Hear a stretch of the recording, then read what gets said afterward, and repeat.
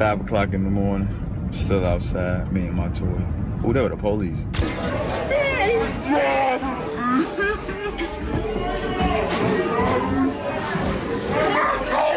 They say in Chicago it's not about if you'll get hit, it's when. And for 051 Young Money, that couldn't be more true. With their top hitter Melly gunned it down in 2019, most people thought the gang would be over.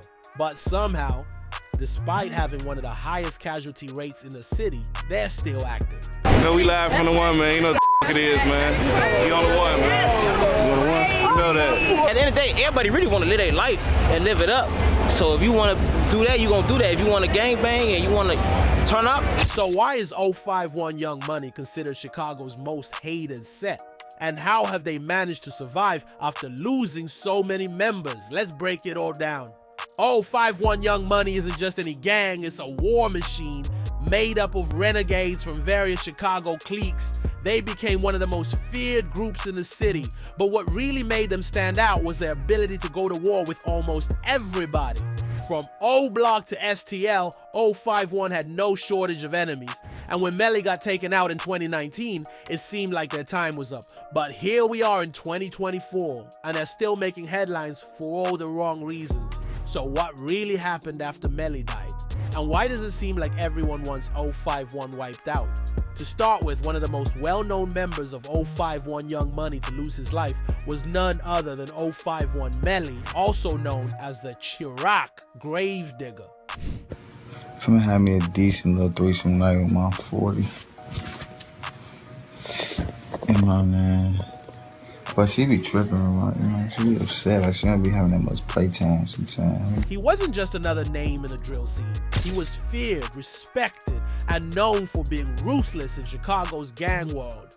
Melly was involved in countless street conflicts, and many considered him one of the most dangerous figures in the city. But despite all the times he managed to survive deadly situations, his luck eventually ran out in 2019. On September 1st, 2019, Melly was set up and off to the house party in an apartment located in the 6100 block of South Street, Lawrence Avenue. The spot was considered Gyro City's turf, but Melly, always confident in his connections and status, showed up anyway. The place was packed, music was blasting, and people were drinking and laughing, but lurking in the background was someone who had been waiting for this exact moment to strike. The good times ended in an instant when gunfire erupted out of nowhere. The party turned into pure chaos as people screamed and scrambled to get out of the way. Melly was caught in the gunfire, and when the dust settled, he was lying on the floor bleeding out. It didn't take long for videos to surface online showing his body sprawled out, lifeless, with people in shock at what had just happened.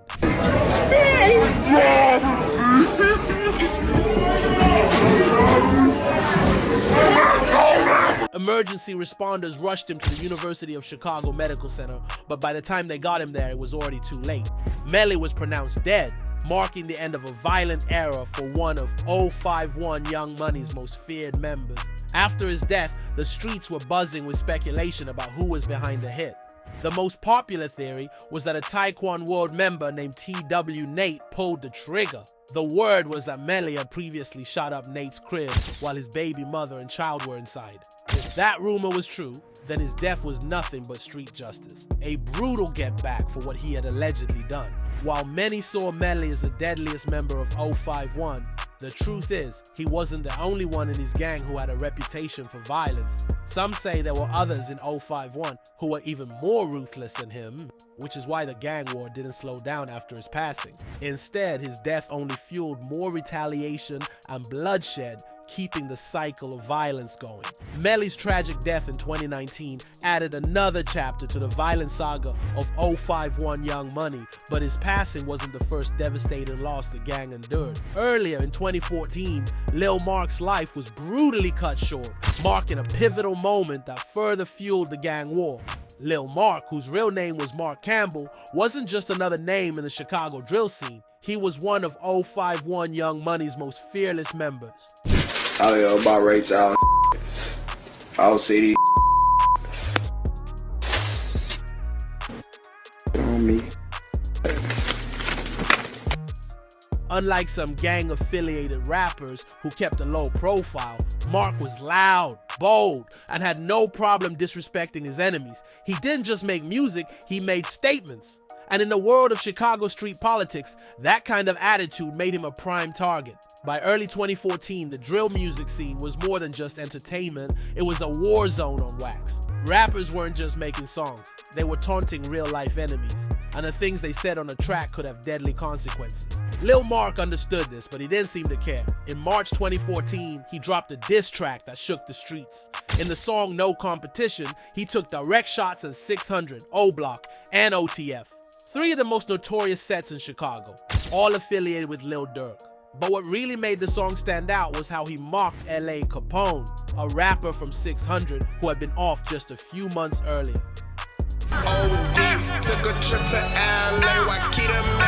The diss track quickly spread, fueling tension between the rival gangs. For some, it was just another song in the ongoing drill music beef. But for others, it was an outright declaration of war. And unfortunately for Lil Mark, his words would come back to haunt him faster than he could have imagined. Just days after releasing the song, Lil Mark was standing at a bus stop on 51st and Cottage Grove in the middle of the day. It was broad daylight with people going about their business as usual, but Chicago street politics don't wait for the cover of night. A car suddenly pulled up, and before Mark had a chance to react, shots rang out. The gunman leaned out of the window and fired multiple times, striking Mark in the head and body. The shooting was quick, calculated, and deadly. Surveillance cameras captured the entire execution, showing just how fast it all happened. 1 second Mark was waiting at the bus stop, and the next he was on the ground, lifeless. It was a brutal reminder of how dangerous it was to taunt enemies in Chicago's drill scene. Almost immediately, rumors started swirling about who was responsible. Given the nature of the diss track and who Mark had called out, most people assumed that O-Block or 600 had something to do with it. And out of all the names being whispered in the streets, one stood out: Big A from O-Block. Though nothing was ever officially confirmed, many believed he played a role in the hit. But Lil Mark's unalivement wasn't just another statistic in Chicago's rising body count. It sent a clear message. Disrespecting the dead and calling out rival gangs in music wasn't just risky, it was deadly. Lil Mark's death was a turning point, but it wouldn't be long before another notorious figure entered the crossfire: Big A from O-Block. Big A, whose real name was Alfonso Bingham, wasn't just another member of O-Block. He was one of their most feared shooters. Gang, gang, gang, gang. His name carried weight in the streets, constantly coming up in drill lyrics and whispered in street rumors. Big A didn't just have enemies, he had a target on his back. Despite the constant danger, Big A never backed down. For years, he stayed active in the streets, making it known that he wasn't afraid of 051 Young Money or anyone else trying to come for him. He dissed his enemies openly, fueling the already deadly war between the two rival gangs. His confidence made him a legend in O-Block, but it also made him a marked man. By 2020, the violence between O-Block and 051 Young Money had only gotten worse. Both sides had lost key members, and the cycle of retaliation seemed never ending. But for Big A, things took a fatal turn on December 3rd, 2020. That day, he was leaving a barbershop in O-Block, just going about his usual routine, when gunmen suddenly ambushed him. Before he could react, shots rang out, hitting him multiple times. The gunmen quickly fled the scene, leaving Big A fatally wounded. It didn't take long for people to realize this wasn't just some random act of violence, it was a carefully planned setup. Someone had been watching him, waiting for the perfect moment to strike. This was personal, and whoever pulled the trigger wanted to send a message. As soon as news of his death spread, 051 Young Money members wasted no time celebrating. They flooded social media with posts mocking him, making it clear they saw his death as payback. Some even went as far as saying it was Melly's revenge from the grave. Melly, a notorious member of 051 Young Money, had been one of Big A's biggest rivals before he was offed in 2019. Their beef was deep-rooted, and many believe that even in death, Melly's name was still tied to what happened to Big A. Big A's death was a major blow to O-Block, but it didn't stop the cycle of retaliation that had been fueling Chicago's gang wars for years. His killing only added more fuel to the fire, and soon after, another name would be added to the growing list of casualties. Bankroll Q. Bankroll Q, whose real name was Quentin Head, wasn't one of the most famous members of 051 Young Money, but in the streets he was highly respected. Still out there, say I banned it for life. Nigga move wrong, I'm shooting him twice. Q wasn't a drill rapper, constantly making headlines or dissing his ops on tracks, but those who knew him understood his importance in the gang. While many Chicago street legends met their end in their hometown, Q's story took a different turn. He was off in Atlanta. This unexpected location added a layer of mystery to his death, making people wonder how and why it happened so far from where most of the violence between 051 and their rivals took place. On December 14, 2019, news started circulating that Bankroll Q had been shot and off. But unlike other high-profile drill-related unalivements, there was barely any information on what actually went down. Usually when a well-known gang member is offed, the streets start talking almost immediately. Rumors spread, names get dropped, and retaliation plans start forming. But in Q's case, it was different. There was no clear suspect, no leaked surveillance footage, and no viral posts from ops celebrating his death. The silence surrounding his unalivement only made it more mysterious. Because there were so few details, theories quickly started flying around. Some people believed Q's unalivement wasn't gang-related at all. Instead, they thought it was an inside job, something personal that involved people he trusted. This wouldn't be the first time a well-connected street figure was betrayed by someone close to them. When you live a life surrounded by money, power, and crime, sometimes the real danger isn't your enemies, but the people in your own circle. Others, however, weren't so quick to rule out street politics. They believed that even though Q had left Chicago, the beef still followed him. This theory wasn't far-fetched. Chicago gang rivalries don't just stay in the city. Over the years, there have been multiple cases where people moved to different states trying to escape the violence, only to end up getting caught lacking. The idea that someone from an enemy gang might have tracked him down in Atlanta wasn't impossible, especially considering how deeply entrenched the war between 051 Young Money and their rivals was. What made Q's death even more unusual was the lack of retaliation. In Chicago's drill scene, most high-profile unalivements are followed by immediate get-back. Someone from the other side gets dropped, diss songs get released, and the cycle of violence continues. But with Q, things were different. There was no clear target, no confirmed enemy to go after. Without knowing exactly who was responsible, getting revenge became nearly impossible. Still, his death was a major loss for 051 Young Money. They had already lost so many members, Lil Marc, Melly, and countless others, each one leaving behind a legacy of violence, revenge, and street respect. But while Bankroll Q's death left more questions than answers, it didn't slow down the violence surrounding 051 Young Money and its affiliates. The streets were still active, and more lives would be lost in the ongoing war. One of the next to fall was Tariq, a name that might not have been as widely known in the drill scene, but whose death still sends shockwaves through Chicago's gang world. These streets was sitting in the car around 1228 on LaSalle Street between Garfield Boulevard and 57th, and M-Thing from 600 allegedly walked up to the side of the car and shot T Streets in the face.